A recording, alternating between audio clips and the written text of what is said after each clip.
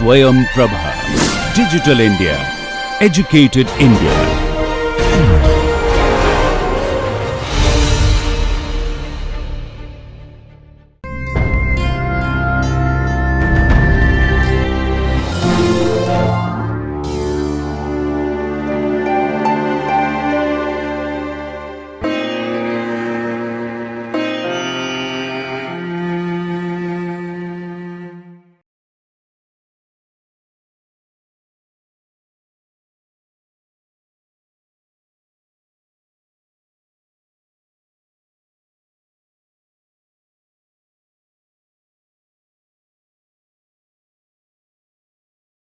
Good day everyone.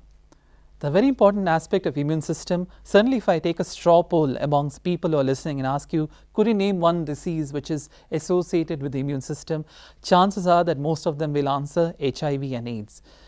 Not surprising, because this is an aspect which has fascinated us since 3 decades or more, since HIV was first noticed and was established in literature. Now, immunodeficiency, which is acquired in nature, certainly in the context of HIV, is a very interesting aspect which will try to break down and understand what happens and what is the myth about the disease. Now, HIV, as we know, is an immunodeficiency virus, human immunodeficiency virus. You have HIV 1 and 2. Okay, you could have seen a standard testing basically for HIV, especially if the patient is preoperative screening. You will see them testing for HIV 1 and 2. Now, these are two forms of the virus, and the discussion is common for both forms of the virus. I'll discuss a little bit about the epidemiology of that in the ensuing slide, but remember that they are similar by most accounts. Now, why do you have to learn more about this disease? It is understood that AIDS is the second leading cause of death in men aged between 25 to 44 years, and third in case of women.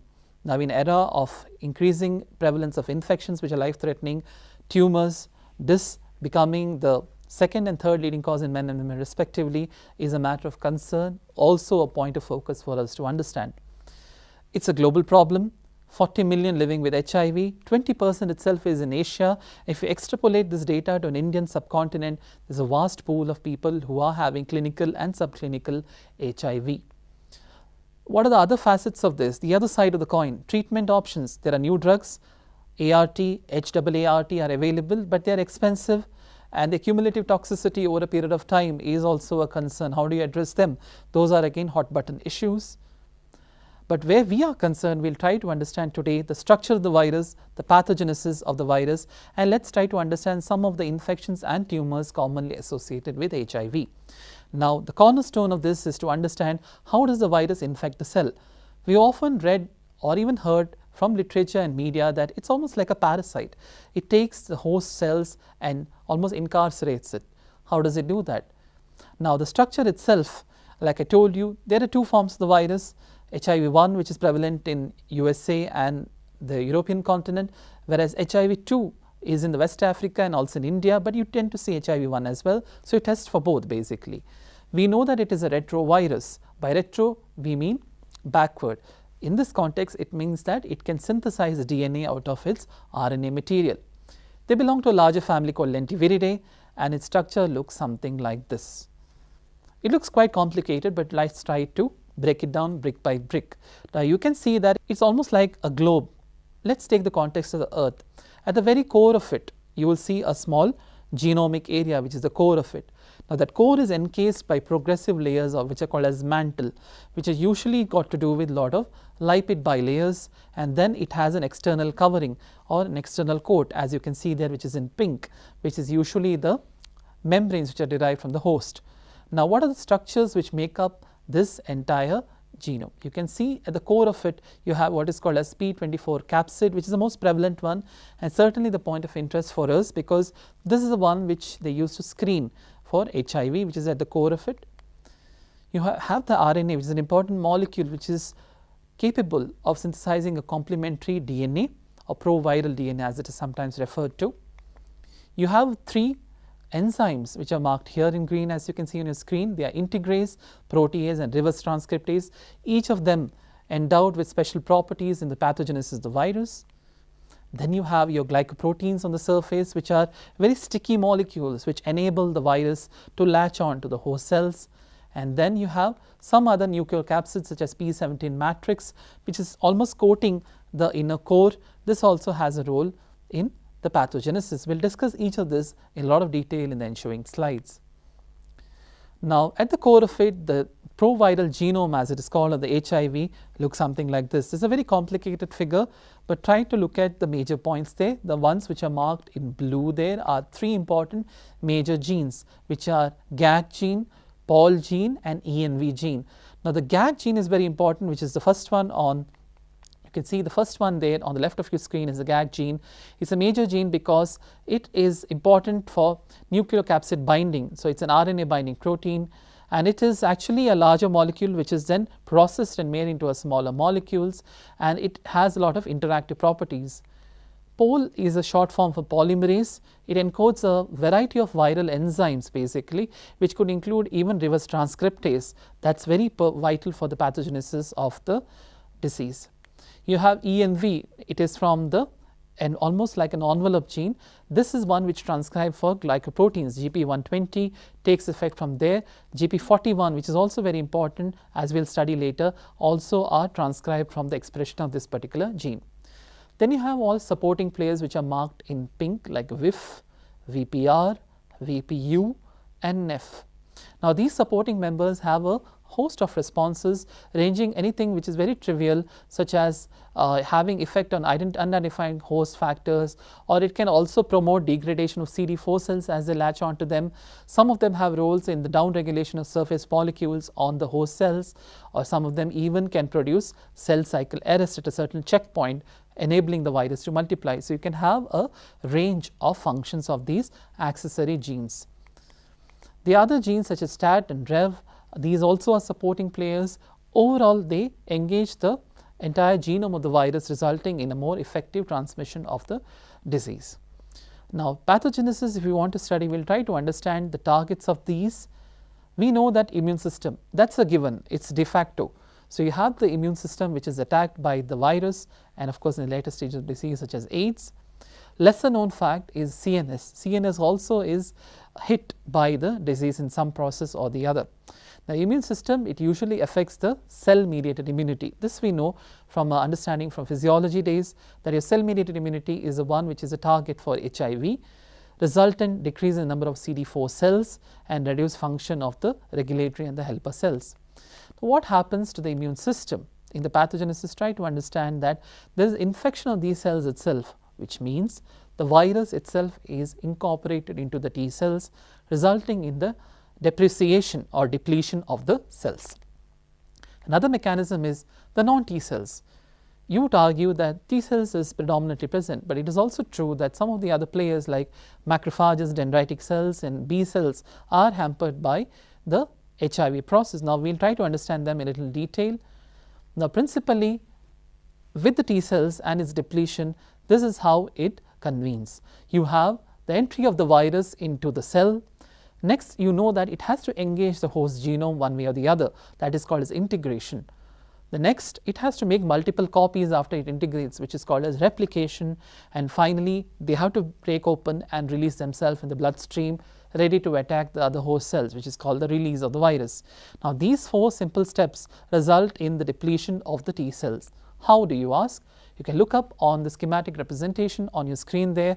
On the left, you can see the virus structure which we studied earlier.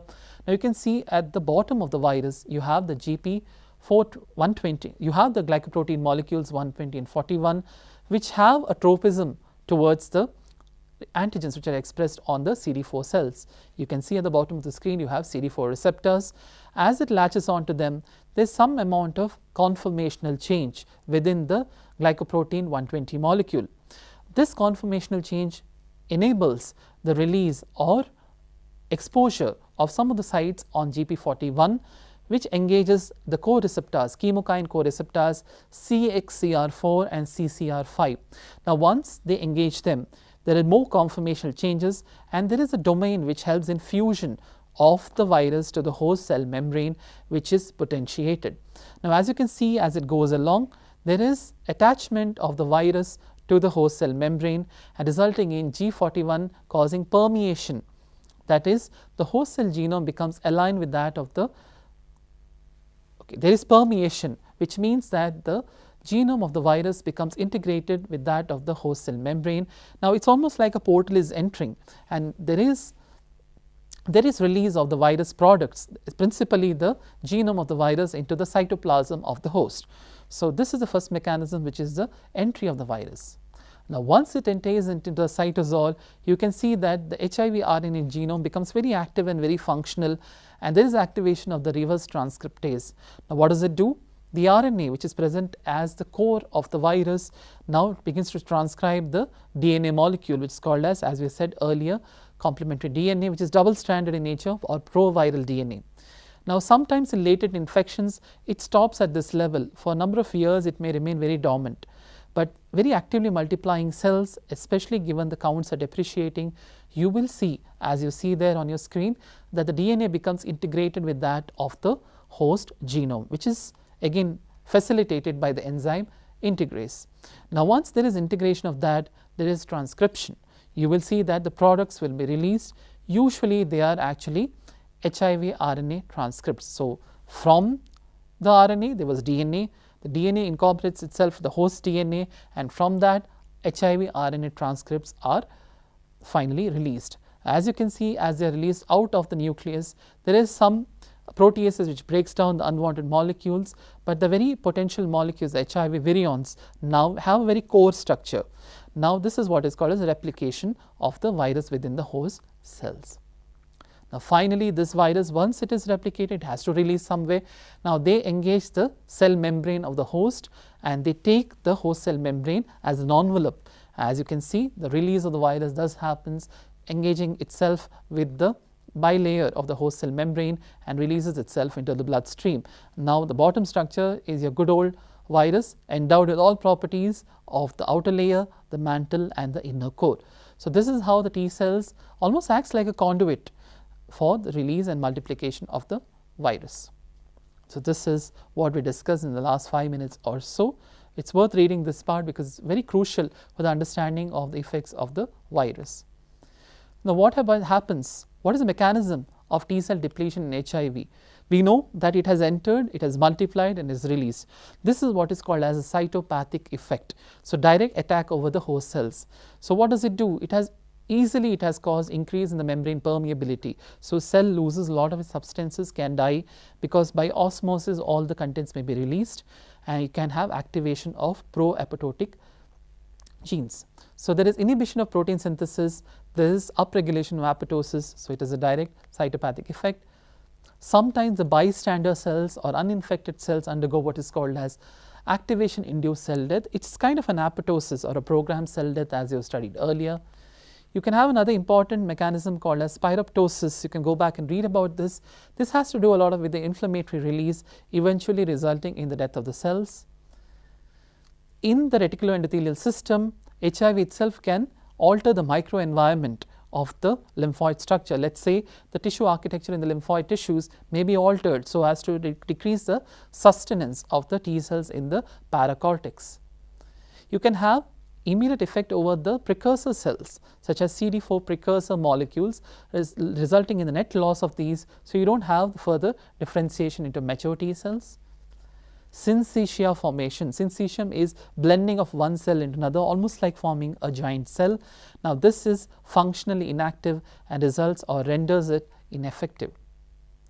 Or instead of just reducing the number, it mitigates some qualitative defect within the function of the T cells. So, not effectively synthesizing, let us say, cytokines. It is a qualitative defect. This itself results in the depletion of T cell number, maybe by apoptosis or some other mechanism. Where the non-T cells are concerned, HIV predominantly can infect the macrophages, and macrophages are the cells of interest because the terminally dividing macrophages can get infected, and the viruses can multiply within the same. The macrophages almost act like havens because they are resistant to the cytopathic effects of the virus, thus acting like a reservoir and shields the virus. So, this is very important when you institute drugs. Why isn't the viral load decreasing? Maybe macrophages are at play here, shielding the virus. The macrophages and the dendritic cells, which are antigen presenting cells, if you remember, are portals of entry. They act as conduits or portals from where the virus can enter into the body. They also act as transporters of the virus from the, let's say, the skin into the reticuloendothelial system, as we studied earlier. And they can also bring about functional defects such as reduced chemotaxis, microbicidal action being reduced, decreased cytokines, poor antigen presentation. All of these cumulatively cause functional defects in the macrophages, resulting in decrease in number as we go along the nature of the disease.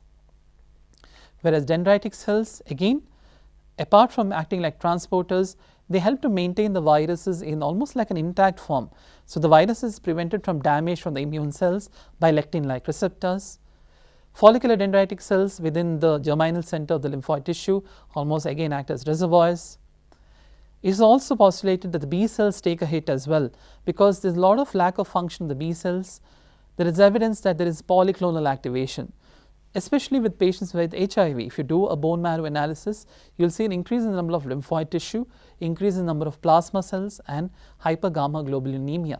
Now this is mainly because of an activation of the B cells, and then eventually you can have capsulated bacteria organisms which multiply, resulting in lack of function of the B cells itself. So there is polyclonal activation and lack of function happening simultaneously. CNS, which we alluded to earlier, targets not the neurons but mainly the microglia and the macrophages which cross the blood-brain barrier. You will see a lot of neurological deficits in these individuals, which are again mediated by the products of the virus and the microglia such as interleukin 1,6 and tumor necrosis factor. Glycoprotein 41, which is an essential component of the virus, can induce nitric oxide synthesis within the neurons. And soluble, it is also postulated that soluble JP120 can mediate direct damage over the neurons as well. So if you want to study the latter aspect of this disease in natural history, we know that initially the virus comes in a very innocuous form, which is an acute retroviral illness, where the patient has viremia. So the viral load is very high and the patient comes with very non-specific symptoms which looks like flu. Often they are mistaken for some form of flu, and they will take some form of medication which brings down the infection for the time being. But this may last for 3 weeks intermittently, and they may have let's say a symptom-free period lasting for even months. So this is a typical form of acute retroviral syndrome. As the disease goes along, they enter into a middle phase which is more chronic in nature. This may last up to a decade at best, sometimes let's say fewer years than more than a decade, where there is continuous replication of these virus within the lymphoid tissue. So a very sinister phase where a lot of viral load is increasing, and they present usually with lymphadenopathy. Persistent generalized lymphadenopathy is a typical feature of this phase. And then the full-blown attack over the immune system, resulting in progression to AIDS, where there is complete tattering of the host defense mechanism, resulting in a lot of opportunistic infection and even tumors, what we club together as AIDS indicator diseases or opportunistic diseases associated with AIDS. We will study each of these in a little detail. Just to underline what we have said earlier, the left chart here depicts along the y-axis you can see the CD4 count, and along the x-axis you can see the time frame, that is the years in progression. You can see the first on your left there, it's usually the CD4 count is very high and the earlier phases of the disease numbering let's say 1000 or more. This is an earliest retroviral, that acute phase where you will not see depreciation in number. But as you can see, as it is going along number of years, maybe lasting a decade there is a period of clinical latency where the constitutional symptoms are not yet there, but you will see that the virus load is replicating very high. As you can see, as the age goes along a decade or more, you will see a lot of opportunistic infections and eventually a death, maybe more than a decade or so. The image on your right shows there is almost a titration between the plasma viremia of the virus and the time frame. You can see that the first indicator that you can have is essentially the viral particles in the plasma, but you need to have a very high index of suspicion for the same. Your next best bet may be detecting the anti-P24 antibody, which is still a basis for testing and screening for HIV by ELISA. Now this P24 antibody will increase from let's say 6 weeks, 1.5 months of the initial infection, and last very, very long time, a decade and longer, and maybe at the end of second decade it wanes off. So very important test for testing for HIV. The others include anti-envelope antibodies, which begins to rise very early in the course of the disease, and then it plateaus at a certain point, maybe let's say in a year or so, and goes on for a very long time there, but testing becomes problematic. Others include, you can have specific cytotoxic T cell lymphocyte specific HIV peptides, which can do again very expensive and mainly a research domain. Now, this is the currently followed CDC classification, which is very important for us to know in which phase of the disease it is in. This takes into account the absolute count of CD4 cells. As it is seen there, you have 3 categories based upon the CD4 count, which is an absolute count, not a relative count, mind you. If it's more than 500 per microliter, between 200 to 499 and less than 200. Accordingly, you will have 3 clinical categories. You will have what is called as an asymptomatic phase. Initially, again you can club it into A1, A2, A3. You will have C, which is an AIDS indicated diseases, again a very sinister phase. And then there is B, which is between A and C. It's sandwiched between A and C, which is called as symptomatic, which is again divided into B1, B2, B3. Now, it entirely is dependent upon your absolute CD4 count. Now, the last of the diseases is associated with advanced stage of HIV is AIDS defining opportunistic infections and neoplasms. As you can see, they can range anywhere between bacteria, fungus, infestation by parasites, it can be tumors, any load of this. We'll start with the infections. You will see with protozoal and helminthic infections, typically with cryptosporidiosis, they get enteritis, diarrhea, which is refractory, and the load will be very high. If you take a biopsy of the lining epithelium of the duodenum, you will see cryptosporidium within the absorptive villi. You can also have pneumocystis carinimonia or Girovaceae is the subspecies which causes it, very life-threatening pneumonia in the patient. And toxoplasmosis, typically affecting the lungs in pneumonia, or CNS, it causes seizures and calcification. You have what is called as fungal infections, very common, especially Candida in the esophagus. It causes an ulcer. Do a biopsy, pick up a Candida. You can have also it affecting the pulmonary system, or you can have the dimorphic fungi such as coccidiomycosis and histoplasmosis, and you can do a lymph node. You will see it within the macrophages, teeming inside the macrophages. The bacterial infection range, the poster child for this is tuberculosis in India, and mind you, this is not the garden variety tuberculosis. You can see the avium intercellulare can also do that, or you can have disseminated form of the disease. You can have bacterial infections. Remember, the poster child for this is tuberculosis in India, and this is not any tuberculosis. This is a special one such as avium intercellulare or disseminated forms or miliary forms of the disease, or you can have extrapulmonary manifestations are very common with this sort of AIDS defining opportunistic infection. You can have salmonella related enteritis or even osteomyelitis. Viral infections range from cytomegalovirus, which is very important. You can see the inclusions within the lining endothelial cells. It can cause retinitis and damage irreparably to the eye. It can cause CNS infections. You can have herpes zoster, herpes simplex virus infections, which are localized or even a disseminated form of the disease. And then tumors such as, let's say, lymphomas. In the era of lymphomas, there are HIV associated lymphomas, a separate category on its own. It can cause primary CNS lymphomas, and sometimes even invasive tumors of the cervix in the uterus.